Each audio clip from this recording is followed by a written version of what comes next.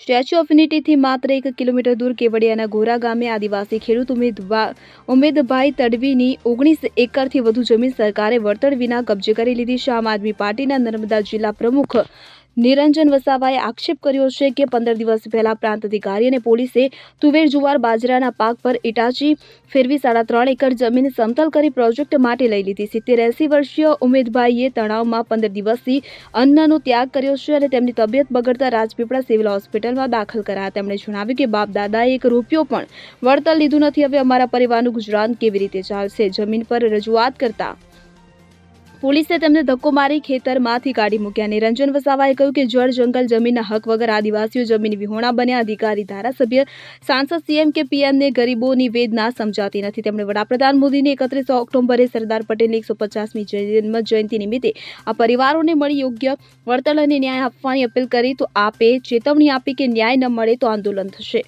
આજે એમની તબિયત ખૂબ જ ખરાબ છે। આજે સરકાર શ્રી હમણાં 31 ઓક્ટોબરે દેશના વડાપ્રધાન શ્રી નરેન્દ્રભાઈ મોદી સાહેબ અહીંયા ગાડી આવે છે।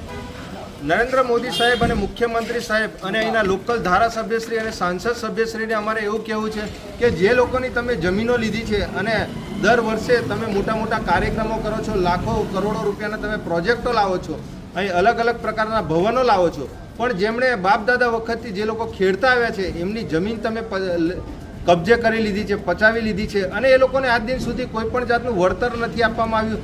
જમીનની સામે એમને જમીન નથી આપવામાં આવી, ત્યારે એ લોકો આજે આ એક કરીને ઘણા બધા એમના વડીલો હતા એ પણ મૃત્યુ પામી ગયા લડાઈ લડતા લડતા, અને આજે આ ઉમેદભાઈ છેલ્લા 15 દિવસથી જેમણે ખાવાનું બંધ કર્યું છે એ પણ અહીંયા એમણે મગજનું સંતુલન એમણે ગુમાવી દીધું છે। ડૉક્ટર શ્રી જોડે અમારી વાત કરતાં ડૉક્ટર સાહેબ શ્રી અમને જણાવ્યું કે એમણે છેલ્લા 10-15 દિવસથી ખાધું નથી, એટલે એમની તબિયત થોડી વીક છે અને એમની જોડે પણ ચર્ચા વિચારણા અમે કરી તો એમણે પણ અમને જણાવ્યું કે સાહેબ અમને એટલું ટેન્શન છે કે જે અમારી જમીન હતી એ જમીન પર આ સરકારશ્રીએ કબજો કરી લીધો છે, તો આવનારા દિવસોમાં મારા બાળકો અને મારા પરિવારશ્રીઓ જેમનું આની પર જીવન ગુજરાન ચાલે છે તો એ લોકો કેવી રીતે જીવશે?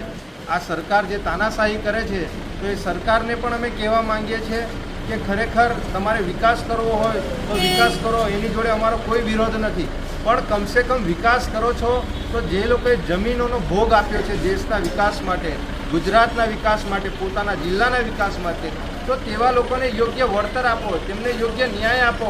ક્યાં સુધી એ લોકો ટાવરો પર ચડી જશે કે એ લોકો આંદોલનો કરશે, ઉપવાસો કરશે, પોલીસ પ્રશાસન જોડે ઘર્ષણ કરશે, તેમ છતાં પણ એ લોકોને ન્યાય મળતો નથી। દેશના વડાપ્રધાન શ્રી 30-31 તારીખે આવવાના છે તો દેશના વડાપ્રધાન શ્રી અને તમામ મંત્રીશ્રીઓને અમે કહેવા માંગીએ છીએ કે તમે અહીંયા કાર્યક્રમો દર વર્ષે કરવા આવો છો, એવી જ રીતે આ વર્ષે પણ કરવા આવો છો। આજે દેશના વડાપ્રધાન આવે છે, 100 કરોડથી પણ વધારે એમનો ફક્ત 2 દિવસનો ખર્ચો છે।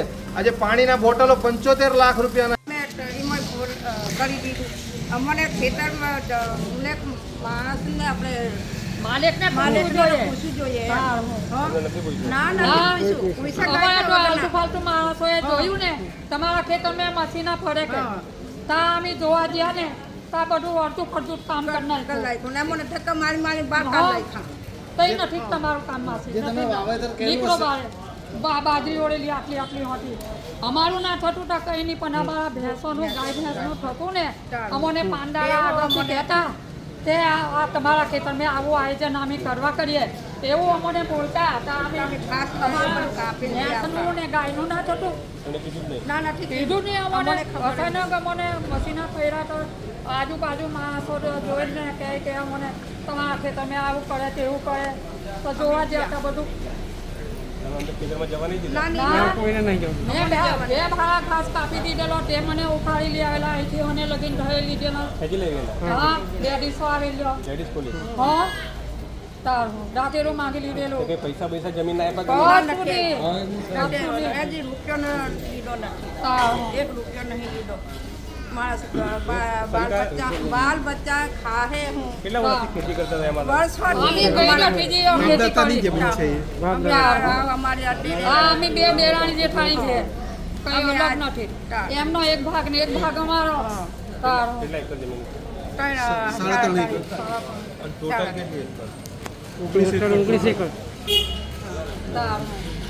હજી રૂપિયા નહીં લીધો, તો અમારા સાસુ સસરોએ રૂપિયા લેવું અમે તો અમારા પાસે પરિવાર ભૂખા છે કેવી રીતે જીવે એવું કરીને કોઈ રૂપિયો નહીં લીધો સાસુ સસરોએ કોઈ હજી રૂપિયો નહીં લીધો અમારા પરિવાર પાસે કેવી રીતે જીવીએ એવું અમારા કરીને. છોકરો મરી ગયો એવી રીતે આ જીવે. છોકરીઓ પાસે આ છોકરીઓ બિચાર્યો એવી રીતે જમીન બચાવીને બેસી ગયા ને આ અમને આવું હેરાન કરે આ અમારે કેવી રીતે ગુજારું ચલાવવાનું તો તમારું નામ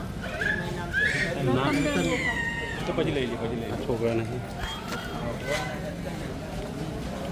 એકતા નર્સરી જે નર્મદાની આંતરિક જે એકતા નર્સરી છે એની બાજુમાં અમારી જે પૂર્વજોની જમીન છે એ અમને અમારી પરમિશન લીધા વિના ત્યાં આજથી 1.5 મહિના પહેલાં પાક હતો ત્યાં અમને પરમિશન લીધા વગર ત્યાં આખો પાક ઉડાડી દીધો છે જીસીબી મારીને અમને પૂછ્યું બી નહીં કે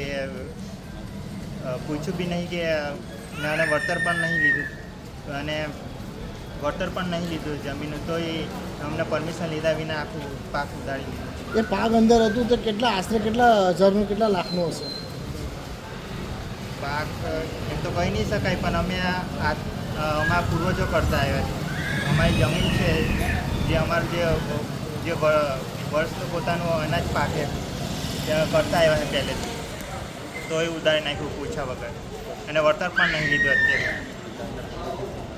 અને દાદા છે મારા દાદા એ 15 દિવસથી ખાધું નહીં જમીનની ટેન્શનમાં કોઈ પરમિશન નહીં લીધી ડાયરેક્ટ જ પછી કેવી રીતે હવે અમારી પેઢી કઈ રીતે જીવીશું પરમિશન લીધા વિના જો આવું કરે તો નામ તમારું? તળવી રાખીશ.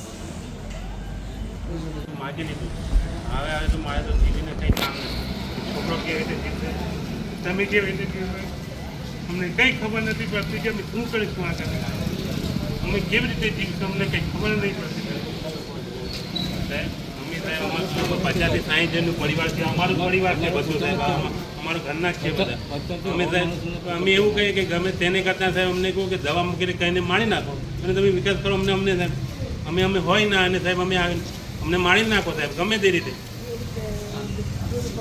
જેવું કરો તેવું કરો સાહેબ કેમ કે અમારો 70 જણનું પરિવાર છે એમ દવા મૂકો કે ગમે ત્યાં ફૂલ કરી ગમે તે ફેંકી દો અને મારી નાખો અને ભાઈ વિકાસ કરો તમે અમારી જમીન પર તમને અમે નડિયા જ ના થાય. Bureau report CN24 news. હવે જુઓ દેશ દુનિયાની તમામ ખબરો તમારી આંગળીના ટેરવે. ઉઠાવો મોબાઈલ અને Google Play Store પરથી ડાઉનલોડ કરો અમારી CN24 ન્યૂઝ મોબાઈલ એપ.